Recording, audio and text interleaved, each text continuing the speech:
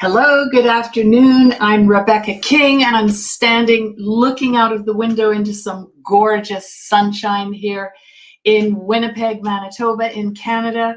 And I am so glad to see that some of you are saying hi. Tamar and Mary, Angie. Yeah, hello, all of you. And those of you who aren't yet declaring yourself, just go ahead and say hello, jump in. There's Brian and Glennis. And yeah, I am busy getting ready to travel, which is rather exciting. And I feel a little bit chaotic today. You know how it is with all sort of last minute things, but we are here to talk again about some of the things in this ebook. Who do you think you are? And it's because we want you to discover if you are a prophet or you're not a prophet. And either way, it's all good. But it really helps you when you know who you are and you know that God has spoken to you and God has called you, and it's not been some movement or, it's not the popular thing to become. And so you want that so badly, but God hasn't wired you like that. So those of you who are like that, we want to set you free. And some of these little tips that I'm giving you are just a few of the ways that you can begin that journey of discerning if you are a prophet or you're not a prophet. So thank you all for jumping on. Someone likes my jumper. I should be a walking advertisement. It's a sweatshirt from Dover Castle. Usually you'll see me wearing Barrier Bay sweatshirts, or hoodies, which is a resort in the Whiteshell here in Canada that I love to go at, and that actually we use when we have leadership meetings and board meetings and things like that. But this is Dover Castle, which I used to get to visit regularly. And so there you go. That's the jumpers, the jumper situation. Anyway, let's get busy I'm pulling up my notes here. Let's get busy with today's session on who do you think you are. So this is session 3. We're moving right along, and here's the question. If you have your pens handy and your notebook, here's the question.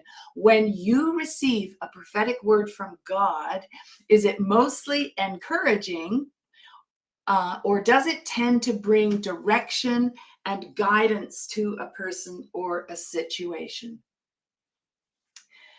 When you receive a prophetic word from God, is it mostly encouraging, or does it tend to bring direction and guidance to a person or a situation? Now, the scriptures are really clear that when the gift of prophecy is used, it has to stay within particular guidelines. And those guidelines are set out in 1 Corinthians chapter 14, and it says that the one who prophesies, and it's speaking about the gift here, speaks to people in 3 ways. They build others up, they encourage people, and they offer comfort. So that is your metron if you are operating in the gift of prophecy. It's quite different for someone who's called to be a prophet. First of all, they're called to do something that we call in religious speak standing in the counsel of the Lord. And this means that prophets are to stand, they're to come before God and wait before him until they hear what he has to say. We don't get to think up encouraging words, and we don't, it's a different process. We stand and wait before God until we hear what he has to say. And those verses speak a clear warning about the failure to do this. And I'm going to read those verses to you. This is what they say. So Jeremiah 23, verses 16 to 18. This is what the Lord Almighty says. Do not listen to what the prophets are prophesying to you. They will fill you with false hopes. They speak visions from their own minds, not from the mouth of the Lord. They keep saying to those who despise me, the Lord says, you will have peace. And to all who follow the stubbornness of their hearts, they say, no harm will come to you. It's all good. But which of them has stood in the counsel of the Lord to see or to hear his word? Who has listened and heard his word?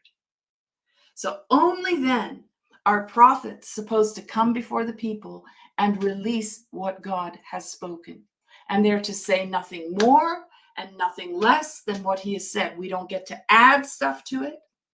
Now, what God has to say about things, and this is the role of a prophet, may not be what people are wanting to hear, but the words will be what they need to hear because they're coming straight from God. So within this context, a prophet will at times warn and correct and give guidance. And even then, the prophetic word will always be redemptive. It will have some element of redemption in it that will give hope, even when it is a difficult word to hear. Now, the outcome of the prophet's word will point people to Jesus, and it will not draw attention away from God. So, if you recognize this in yourself, it's of great importance that you get into a community where you can grow and where you can learn. And the danger of resisting community will be that you run the risk of believing your own press. It happens to everyone at one time or another. And arrogance becomes something in your life as a prophet, which is a real pitfall. You do not want that to happen, although it will happen because God uses it to change us and transform our lives. So community is a choice that you and I, as prophets, make for wisdom. And there's much to be tempered in the life of a prophet. This does not happen in isolation at all. It happens when we are together. Iron sharpening iron. That's how it works. So together we work on our rough edges. And this is a journey that takes many, many years. Together we deal with the corruption. Together we deal with mixture that our own opinions and preferences allow in. Together we deal with ungodly ambition and pride. All of the things that seem to appear when someone with the call of a prophet has the courage to take this character journey. So take a look at that question again that I asked at the beginning. Are you one who fits into the gift of prophecy category, who brings encouragement and hope and builds up and comforts, that kind of thing? Or do you think there may be something else going on? So remember, these are just tips for discovery, the discovery of how God sees you.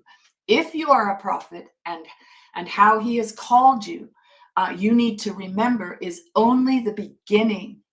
And the journey is long, long, long to get you to the place where you can be trusted with the word of the Lord and not simply be an echo who rattles off what they hear everyone else saying or what a particular culture dictates as what is right. It's a difficult thing to navigate being a prophet, I can tell you. And God is looking for prophets that actually belong to him. And if you want to be that, then you had better get ready for a lifetime of correction and adjustment and tempering. So most of what goes on in the life of a prophet is not seen. There's no glory. We are not allowed to touch the glory anyway. We don't get to brag on ourselves. We get to brag on Jesus. We get to point people to him.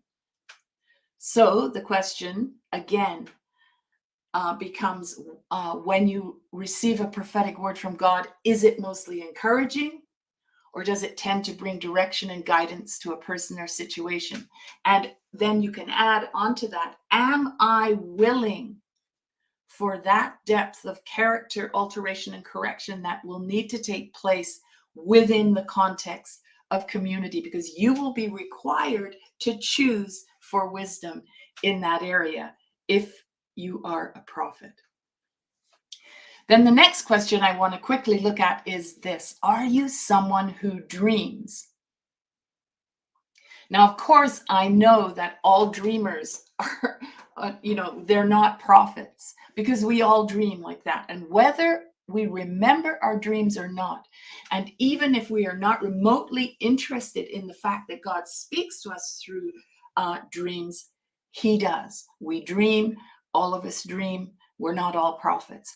But we need to remember that God speaks through dreams more than any other way.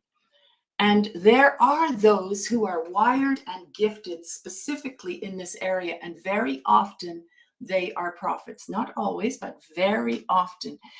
It is a hot point. This dreaming business is a hot point in their relationship with God. So maybe that is you.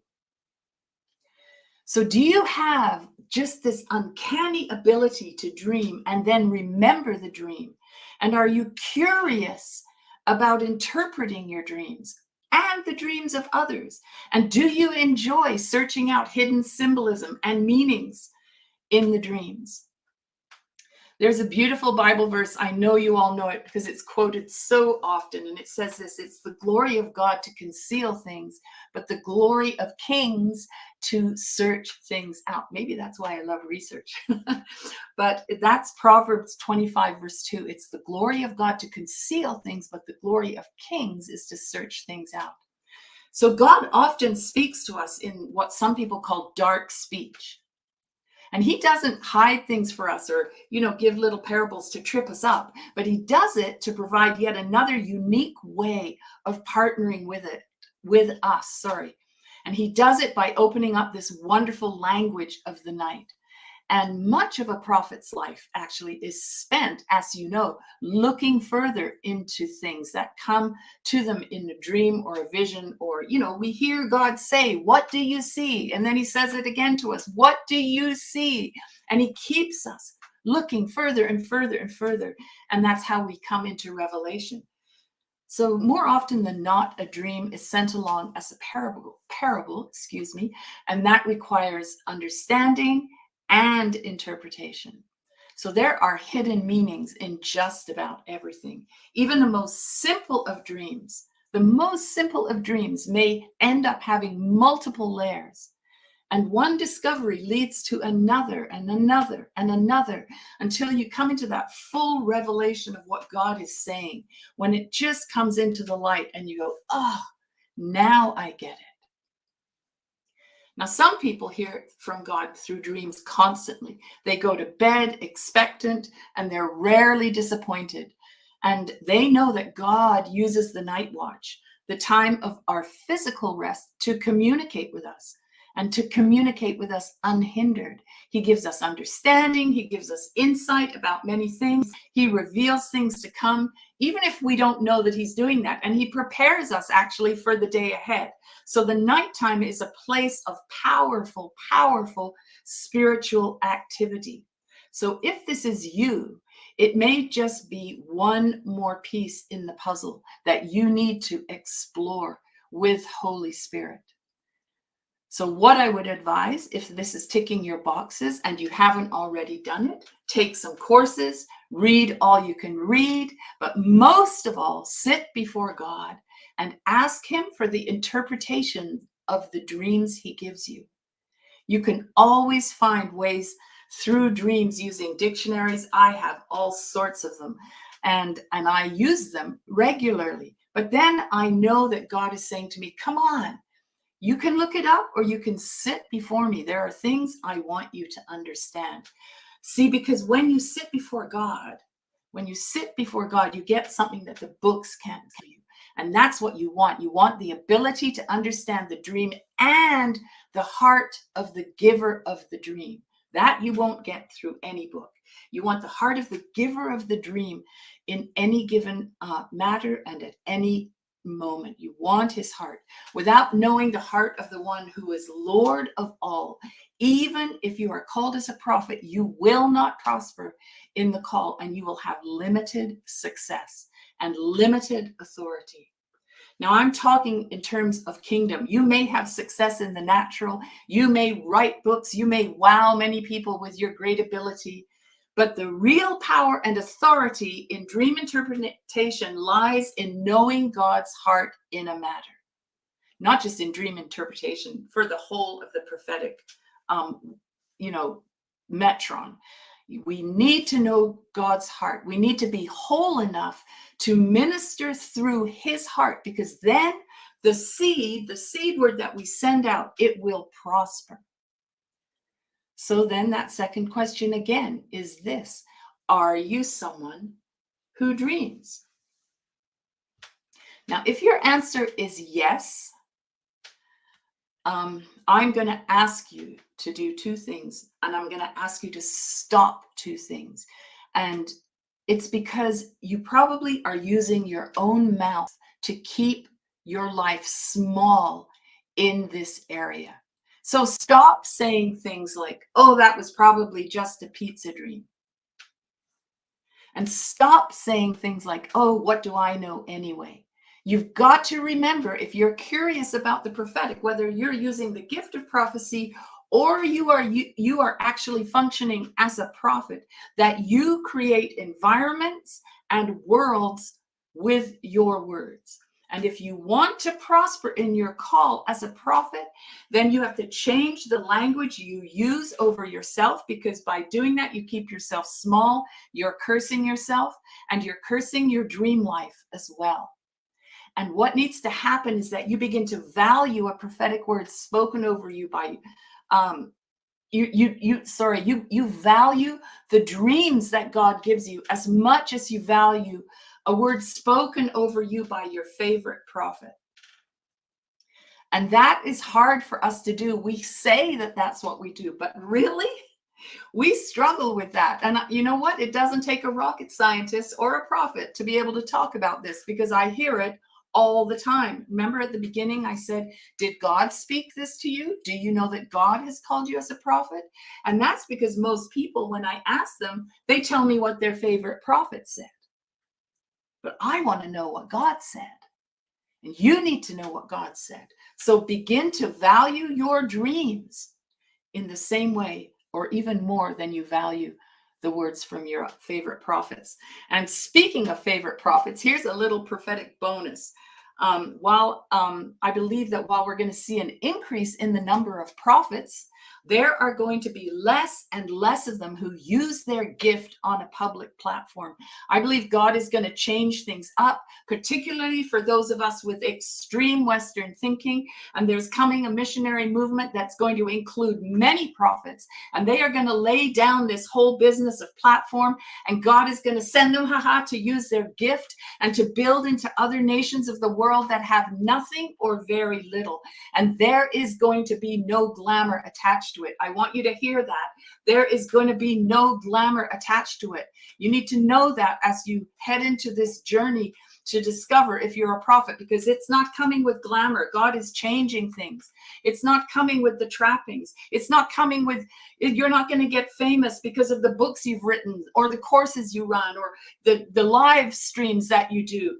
And we have to get rid of our idolatrous behavior that we have towards the prophetic. But there is going to be a whole lot of putting your hand to the plow.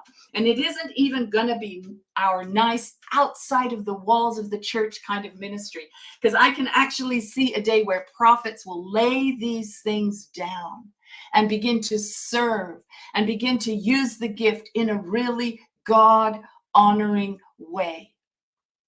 And I say that as a platform prophet.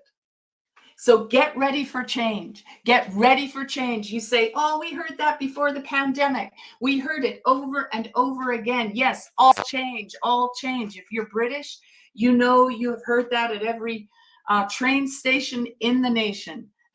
Get ready for change, all change. More is coming, and it's going to continue to invade our lives, and we dare not become static. We have to be fluid as prophets. Anyway, I hope you've enjoyed our session 3, and I would love it if you would share it with your friends and put it maybe on your page or whatever. I'm just going to put up the banner for our website so that you can know where to go if you want to register for our school. Registrations are open, and the school year starts again in September. So there's quite a bit of paperwork to be done and organizing. So just go ahead and don't wait. If you're curious, start that process. And the other thing that I want to draw your attention to is that we're going to begin praying together once a month. And we have felt the Lord say to develop this side of Invictus in a greater way. And so we are going to be having these sessions called Awaken the Dawn. You know, we're jumping onto that prophetic word that the Lord gave us about awakening the dawn. And we're going to begin to steward that word together and present ourselves before God to call on his name and to hear what he has to say to us and what he wants us to do with what he is saying.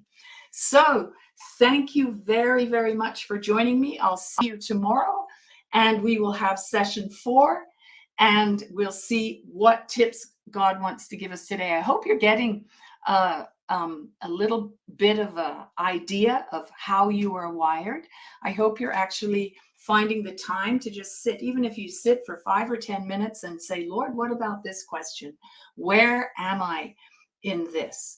And you know what? If you discover that you are not a prophet, that you are that you use the gift of prophecy, but the other stuff that's not your remit, fantastic. Let us all prophesy together. And it would be not a happy world, I think, even though we read in the Bible, I wish that you were all prophets. No, we need apostles and evangelists and teachers and pastors. All of these, there are places for everyone. There's somewhere where we all fit into the bigger picture. So God bless you. Thank you for joining us. And I will see you again, tomorrow. I'm not sure what time, though. You'll have to wait and see.